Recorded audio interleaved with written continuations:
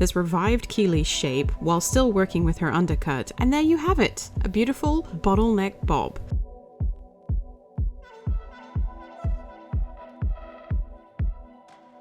Hi, my name is Sarah Bramham, and I'm a Redken artist and a stylist at Salon Edge of Boca. Today I want to share with you my favorite hair transformation from this week. My guest Keely came in and wanted something fresh for her look. She requested a bottleneck bob, but was unsure if it would work with the hair that she was growing out, as she'd had a shaved side and an asymmetrical haircut. But I assured her that we could absolutely create this look while still growing out the areas of her hair that she wanted to. First, I began the cut by dusting and cleaning up the side Keely is growing out. I did this to keep the hair healthy, but also to reshape it so that it would grow out better. Next, I sectioned the hair left from right and front to back. Then I found the major changes in direction in the back of the head, creating 4 vertical sections. After this, I found Keely's true fringe area and I sectioned that out. You want to make sure that the stylist does not go past the orbital bone outside of the eye, otherwise the fringe is going to lay too wide.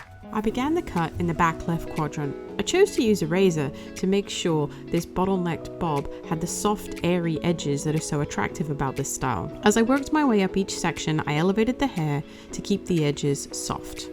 On the sides of the cut, I switched to a shear because Keely's hair is a little finer and we wanted it to look as full as possible, and the shear would create a blunter line which would make the hair look thicker. Bangs should always be cut in 2 quadrants. I over-directed Keely's bangs to the other side to create length and then used a steep finger angle so that we get the soft movement we're looking for. It's called a bottleneck bob because of the soft bang that curves around the face, much like the silhouette of a cola bottle.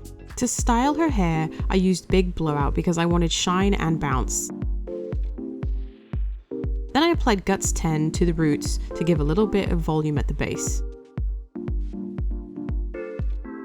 I began styling the undercut using the fine teeth of a comb to wrap dry the head.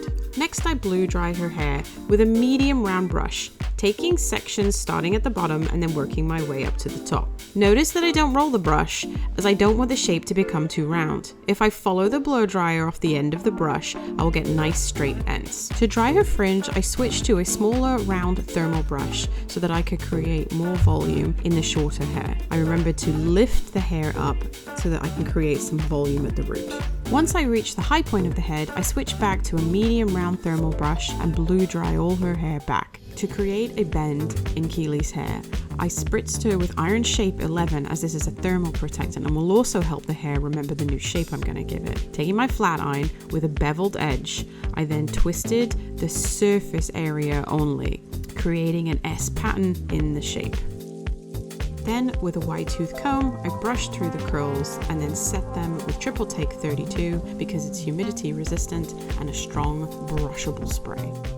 And there you have it, a beautiful bottleneck bob that's revived Keely's shape while still working with her undercut and the asymmetry. Let me know what you think.